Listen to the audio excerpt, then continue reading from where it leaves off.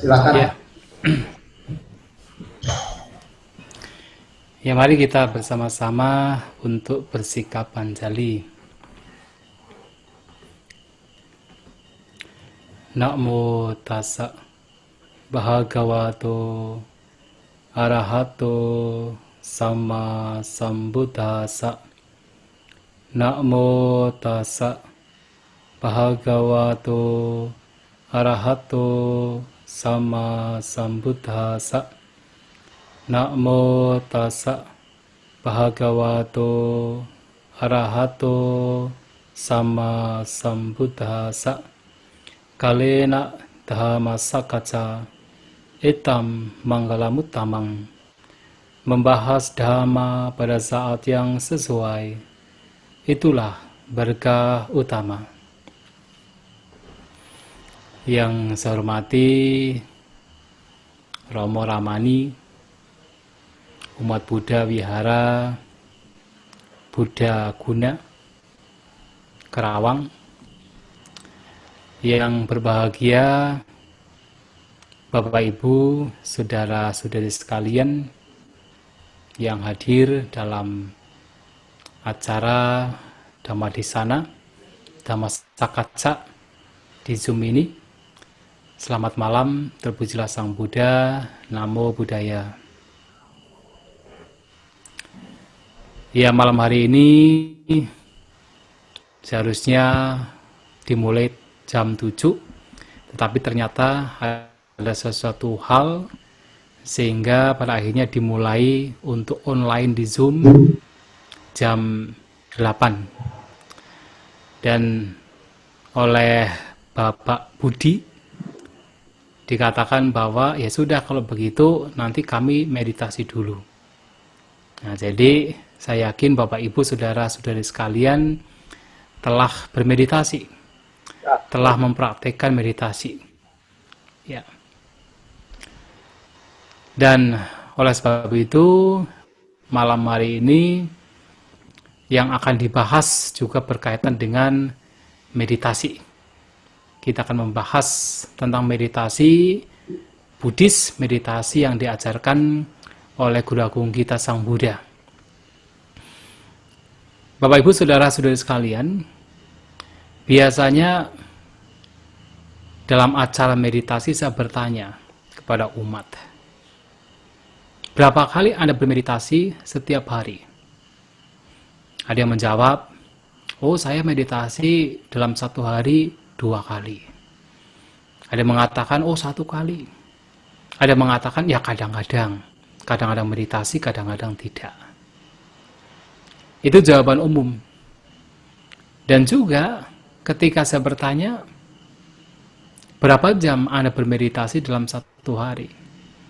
Ada yang mengatakan 2 jam, ada yang mengatakan 3 jam, ada yang mengatakan cuma 1 jam, kadang-kadang ya cuma 15 menit dalam satu hari. Nah, demikian. Jadi kalau ditanya berapa kali, dihitung berapa kali meditasi, berapa jam, dihitung berapa jam meditasi. Nah, mengapa jawaban ini diberikan? Karena selama ini ketika kita berbicara tentang meditasi, duduk bersila, kedua tangan berada di atas pangkuan, mata terpejam, baru dikatakan bermeditasi. Sehingga ketika ditanya berapa kali meditasi, yang dihitung adalah meditasi duduknya. Berapa kali duduk. Ketika ditanya berapa jam meditasi, yang dihitung adalah berapa lama meditasi duduk. Ya. Jadi banyak di antara kita mengidentifikasi meditasi hanya dari duduk meditasi. Padahal meditasi yang diajarkan Sang Buddha ini tidak hanya sekedar duduk meditasi. Nah, oleh sebab itu kita harus tahu meditasi Buddhis itu apa. Sebenarnya Bapak Ibu saudara-saudari sekalian, meditasi Buddhis yang diajarkan oleh Guru Agung kita Sang Buddha mempunyai satu istilah. Istilah yang digunakan oleh Sang Buddha adalah Citta Bhavana. Citta Bhavana artinya pengembangan batin. cita adalah batin, bawana adalah pengembangan. Maka pengembangan batin. Nah, karena cita bawana adalah pengembangan batin, maka dalam meditasi diajarkan Sang Buddha ini berkaitan dengan bagaimana seseorang mengembangkan batin. Nah, dalam hal ini ada dua hal. Ada dua hal yang harus dilakukan saat bermeditasi secara garis besar. Yang pertama adalah bagaimana seseorang dalam proses meditasinya, seseorang mengupayakan kotoran batin, pikiran-pikiran negatif yang berakar pada keserakahan, kebencian, dan kebodohan itu dilenyapkan. Itu yang pertama. Yang kedua adalah dalam proses bermeditasi, bagaimana seseorang pada saat bermeditasi berusaha mengupayakan hal-hal yang positif, yang bermanfaat, yang membawa kepada kemajuan batin itu berkembang. Apakah konsentrasi, kebijaksanaan, perhatian, cinta kasih, kasih sayang, simpati, ketenangan, keseimbangan batin, bagaimana bentuk-bentuk pikiran yang positif ini berkembang. Nah, kalau seseorang melakukan dua hal ini, maka itu disebut meditasi. Nah, adalah apakah dua? Sebenarnya tidak. Sehingga dalam bermeditasi, dalam ajaran Sang Buddha, itu tidak hanya mengacu kepada duduk. Apapun yang kita lakukan, apakah berdiri, berjalan, duduk, berbaring, selama di situ ada upaya untuk menjaga batin kita, ada upaya untuk melenyapkan kotoran batin kita, itu disebut meditasi. Nah, sekarang pertanyaannya adalah apakah kotoran batin itu hanya muncul pada saat kita duduk? Pada saat kita duduk bersila, mata terpejam, baru kotoran batin muncul? Tidak. Kotoran batin bisa muncul kapan saja. Apakah pada saat duduk, berdiri, berjalan, berbaring, kotoran batin itu bisa muncul? Apakah pada saat kita melihat, mendengar, mencium, merasakan menggunakan lidah, bersentuhan menggunakan jasmani, kotoran batin itu bisa muncul?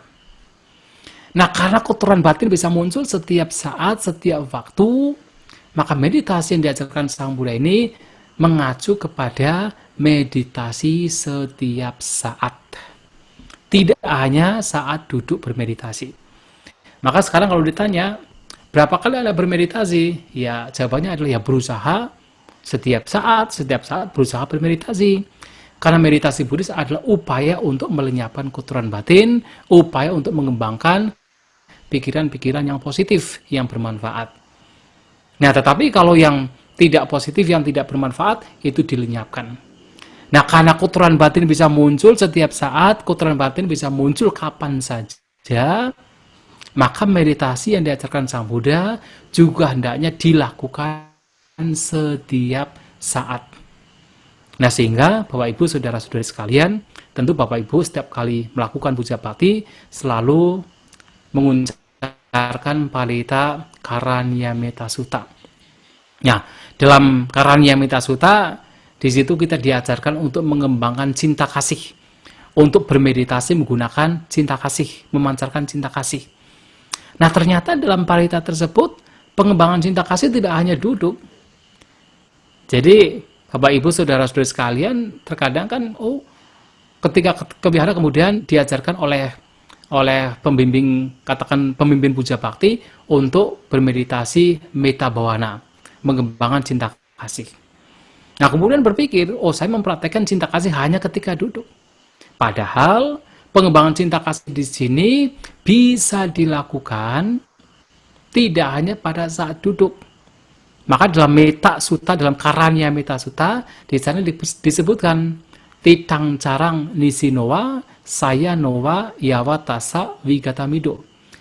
Jadi baik berdiri titang, ataupun berjalan carang, ataupun duduk nisino, dan juga berbaring sayang, Selama seseorang tidak terlelap tidur, maka seseorang masih bisa mengembangkan cinta kasih, masih bisa mengembangkan meta. Maka meta, pengembangan cinta kasih, meditasi cinta kasih tidak hanya dilakukan pada saat duduk bermeditasi. Berjalan, berdiri, berbaring, itu juga bisa dilakukan selama batinnya di situ dijaga, selama batinnya diisi dengan hal-hal yang baik, yang positif, yang bermanfaat, tidak dengan kebencian, batinnya diisi dengan cinta kasih, maka di situ ada pengembangan cinta kasih. Di situ ada meta bawana. Nah, dengan demikian, meta bawana atau cinta kasih bisa dilakukan setiap saat, setiap waktu. Tidak hanya pada saat duduk bermeditasi. Dan itu juga hendaknya dilakukan dalam melakukan meditasi apapun. Nah, dalam hal ini apalagi ajaran Sang Buddha mengajarkan kita meditasi yang disebut sebagai meditasi vipassana. Nah, meditasi vipassana di sini harus dimunculkan setiap saat, setiap waktu selama seseorang tidak tidur.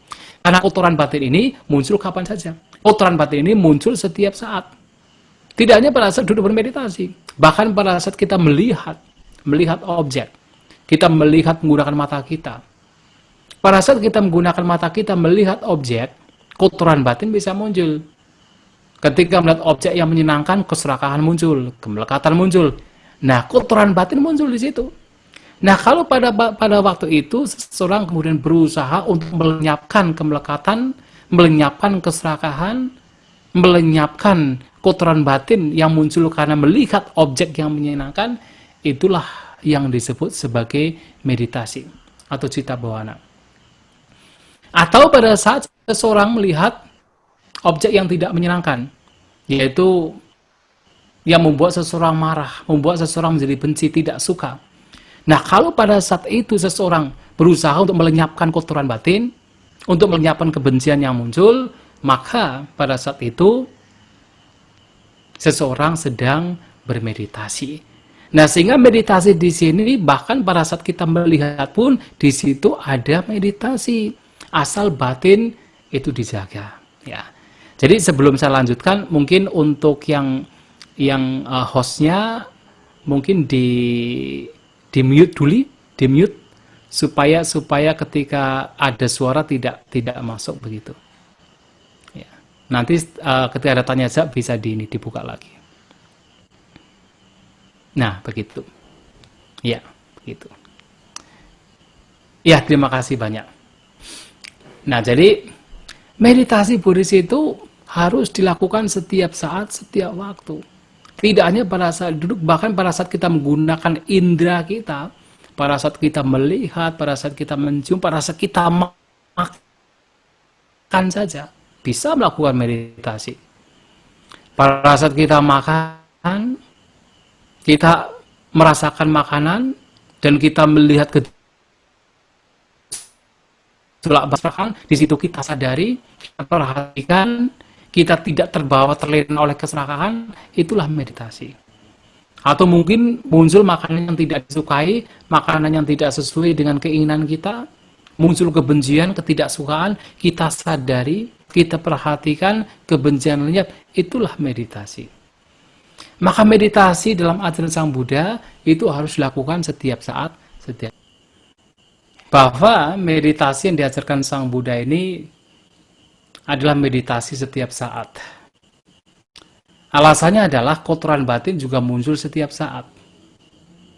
Baik kita berdiri, berjalan, duduk, berbaring, kotoran batin bisa muncul. Bahkan pada saat kita melihat, kita mendengar, kita mencium, kita merasakan, kita bersentuhan, kotoran batin juga bisa muncul. Sehingga meditasi yang diajarkan Sang Buddha itu mengacu pada semua aktivitas yang kita lakukan. Selama dalam aktivitas yang kita lakukan, di situ kita menjaga batin kita tidak membiarkan kotoran batin berkembang, maka di situ adalah meditasi. Sebagai contoh adalah pada saat kita melihat objek. Saat kita melihat objek tertentu, misalnya objek yang menyenangkan, pada saat itu batin kita tuh rentan untuk memunculkan keserakahan, rentan untuk memunculkan kemelekatan, dan itu kotoran batin. Nah, kalau pada saat kotoran batin demikian muncul, keserakahan muncul, kemelekatan muncul pada saat kita melihat objek yang menyenangkan, dan kita mencoba untuk memperhatikan, untuk mengawasi agar kemelekatan, keserakahan tidak berkembang, itu disebut meditasi. Atau pada saat kita melihat objek yang tidak menyenangkan. Mungkin ada seseorang yang tidak kita sukai dulu, orang tersebut pernah berkata kasar kepada kita.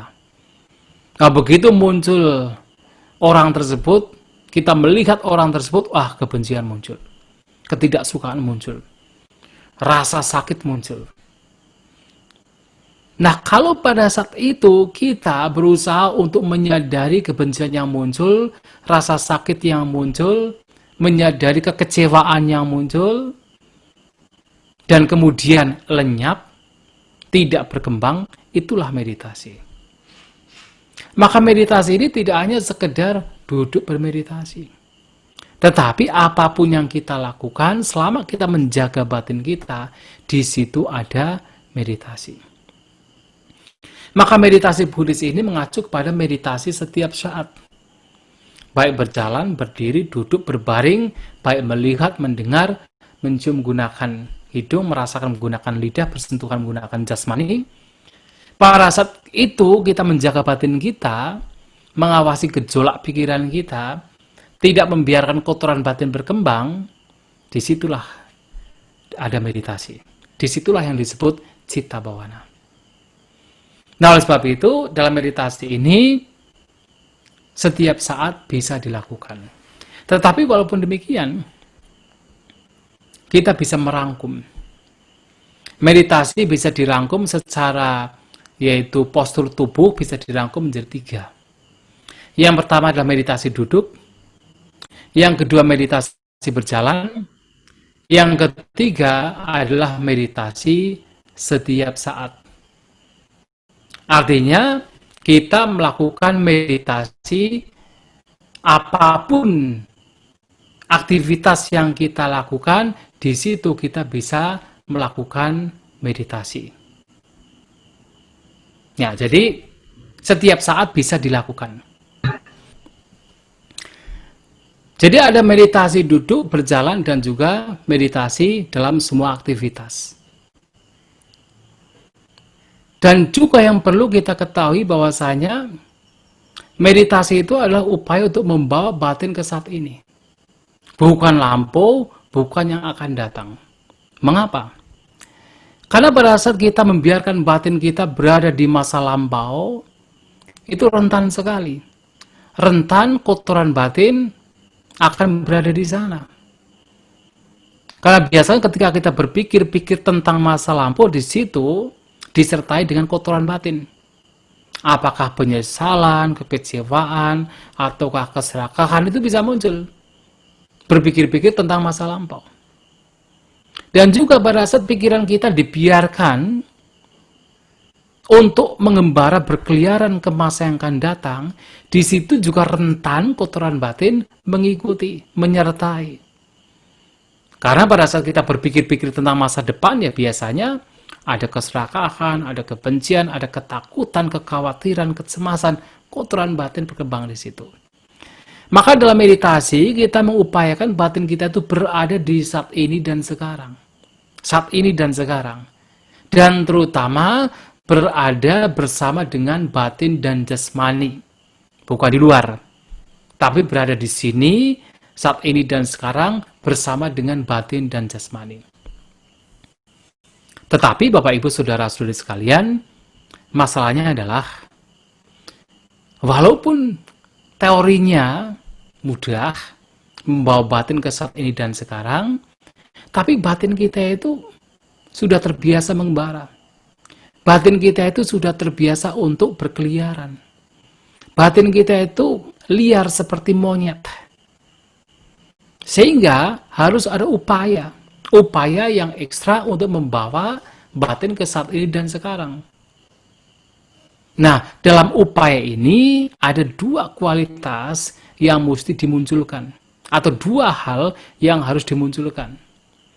Yang pertama adalah perhatian, yang kedua adalah objek meditasi. Perhatian dan objek meditasi. Jadi ada sebuah perumpamaan yang diberikan. Kalau ada seseorang ingin menjinakkan seekor anak sapi yang liar, jadi anak sapi ini baru diambil dari hutan. Jadi kalau pada zaman dulu kan sapi-sapi juga di hutan. Nah, diambil dari hutan yang dipisahkan dari induknya. Nah, sapi ini masih suka menyusui induknya, sehingga sangat sulit untuk bisa diam. Jadi masih meronta, mencoba untuk lepas. Nah, untuk menjinakkan anak sapi yang liar tadi, maka seseorang membutuhkan dua hal. Yaitu tali, yang kedua adalah tiang. Lehernya diikat dengan tali, kemudian diikatkan dengan tiang. Nah, ketika anak sapi ini diikat dengan tali dan diikatkan dengan tiang, tentu tidak dengan serta-merta langsung jinak. Masih meronta. Masih berusaha untuk lepas dari tali.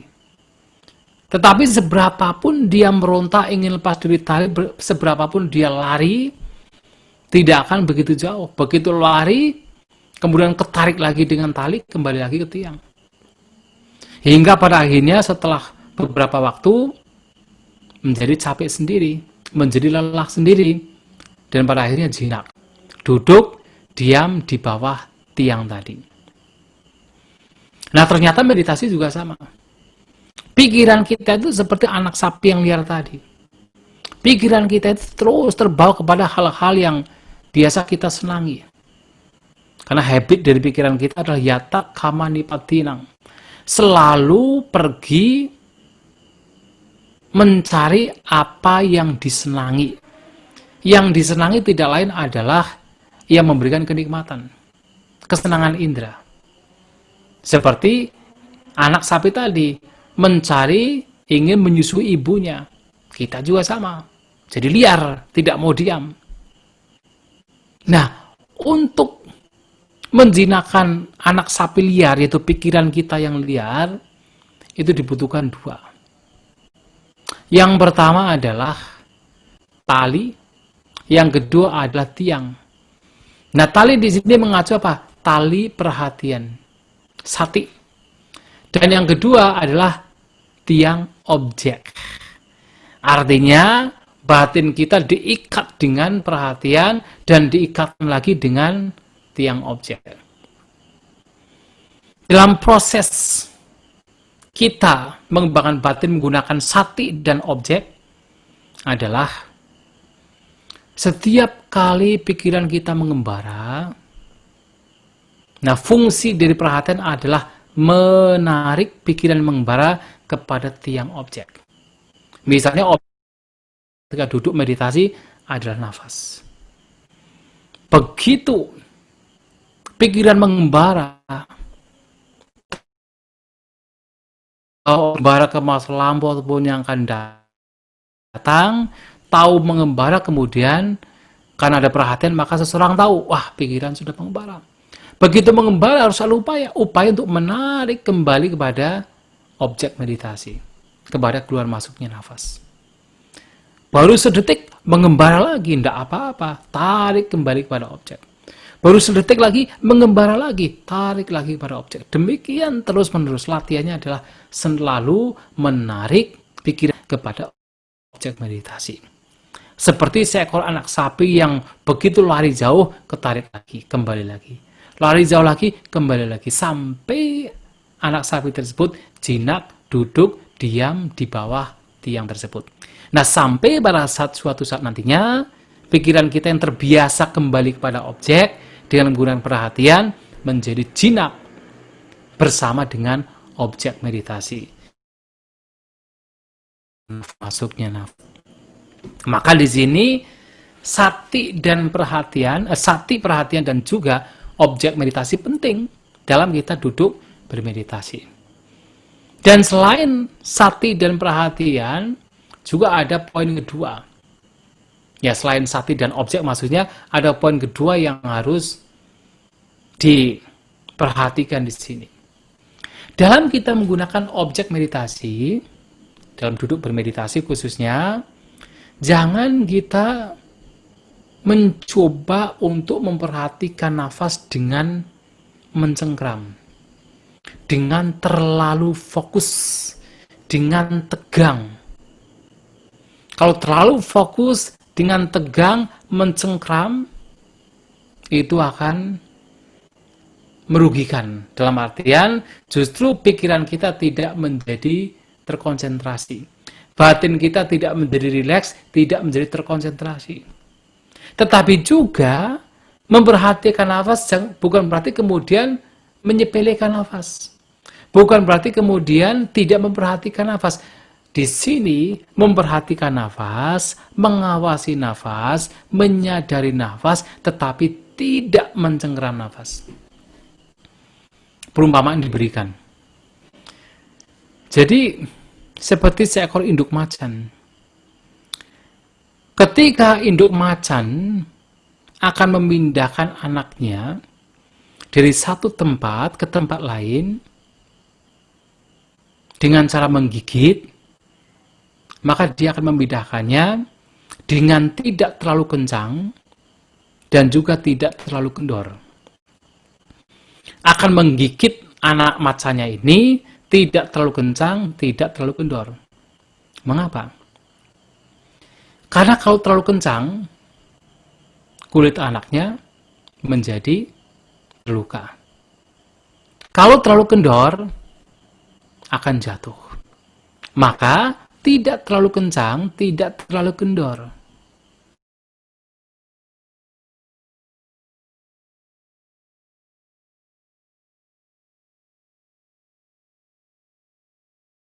Kita menggunakan objek meditasi terhadap nafas, meditasi, kita mencoba mengatur-atur nafas, nafas yang kasar dibuat pendek, yang pendek dibuat kasar, yang panjang dibuat pendek, yang pendek dibuat panjang.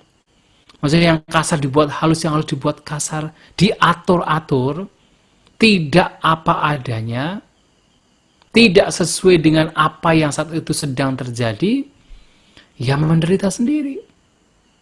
Apalagi nafas masuk tidak boleh keluar, menderita. Nafas sudah keluar tidak boleh masuk, menderita. Kalau mengatur begitu menderita.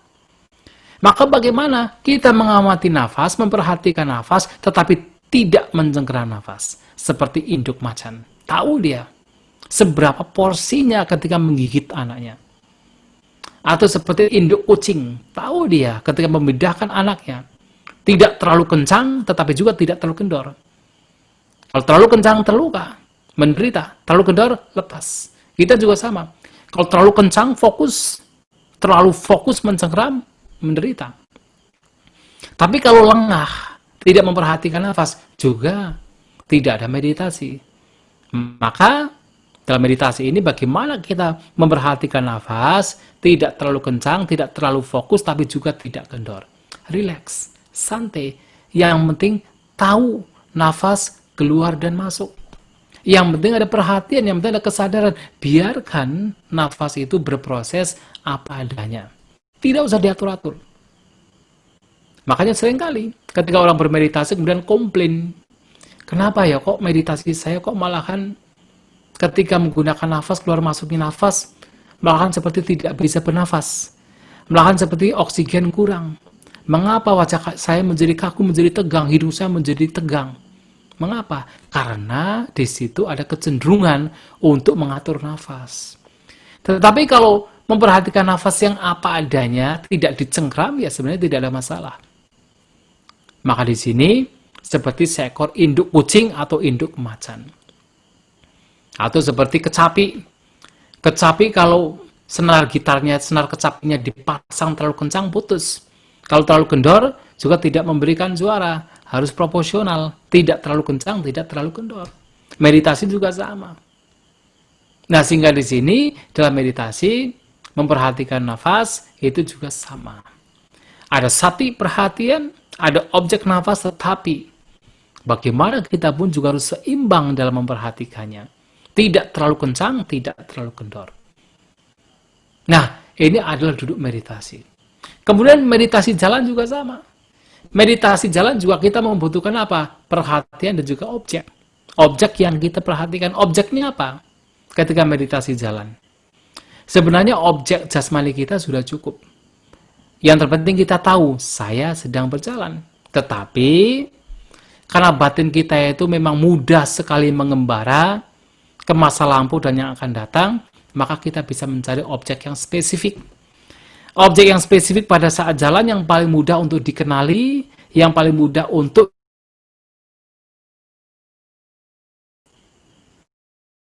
saat kita bermeditasi, kita memperhatikan, kita tahu, kita sadar. Kanan, kiri, itu objeknya. Dan lebih spesifik lagi adalah apa? Rasa di telapak kaki. Dirasakan sambil kita mencatat dalam batin secara halus, kanan, kiri, kita juga merasakan rasa perasaan sentuhan pada telapak kaki. Tapi tidak usah dipikir-pikir, sekedar tahu saja. Dan sama ketika batin mengembara, dan kalau hanya sekedar lewat saja, jadi dalam meditasi harus diingat bahwa pada saat kita memperhatikan objek, pada waktu itu sebenarnya objek-objek lain juga masih muncul, ya. Jadi pada saat duduk juga sama. Pada saat kita memperhatikan nafas keluar masuknya nafas, akan muncul objek-objek lain. Kita masih bisa merasakan jasmani.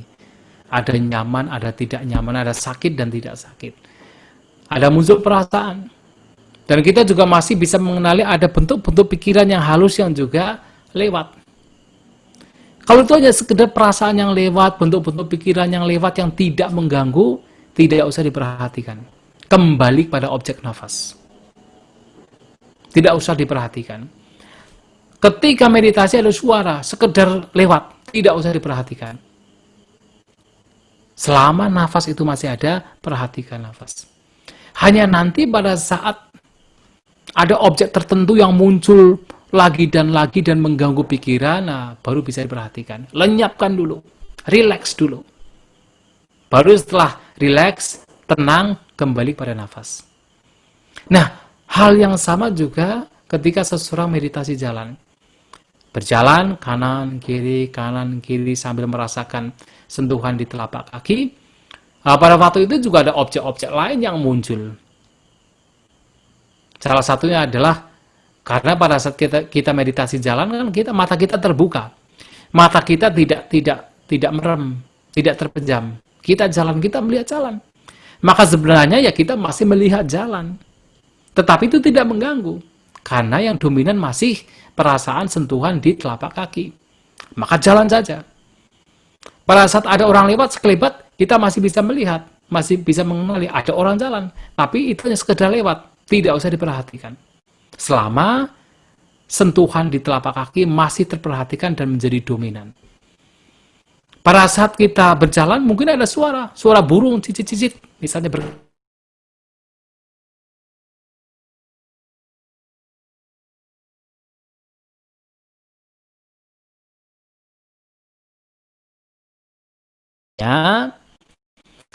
pada saat tertentu muncul lagi dan sehingga perhatian terhadap objek langkah berhenti, kemudian kita sadari, kita tenangkan jasmani kita, tenangkan pikiran kita.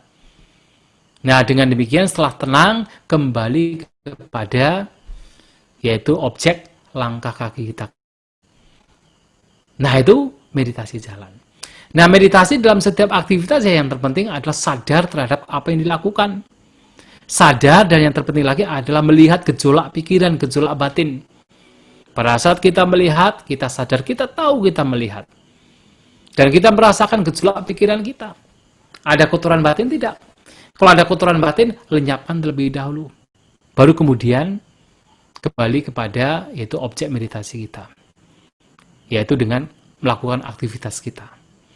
Yang terpenting adalah bagaimana gejolak pikiran kita awasi. Kita sadari. Ada keserakahan, ada kebencian, ada iri hati, ada dendam. Itu ketika muncul dalam kita melakukan aktivitas, kita sadari, kita kenali, kemudian kita lepaskan, kita lenyapkan pada waktu itu. Nah, dengan demikian itulah meditasi, meditasi setiap saat, setiap waktu yang dianjurkan oleh Guru Agung kita Sang Buddha, yaitu meditasi menggunakan sati perhatian, meditasi setiap saat. Dan mudah-mudahan Bapak Ibu Saudara-saudari sekalian juga melakukan hal demikian, dalam artian juga mari kita bersama-sama meditasi, tidak hanya duduk meditasi, tetapi dalam kehidupan kita setiap saat, setiap waktu, pada saat Anda kita berasosiasi dengan teman, atau Anda dalam kehidupan berkeluarga berasosiasi dengan orang tua, dengan istri, dengan anak, dengan suami.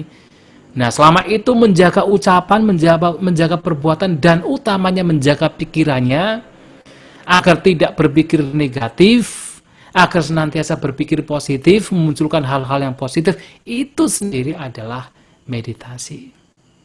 Tidak hanya pada saat duduk bermeditasi.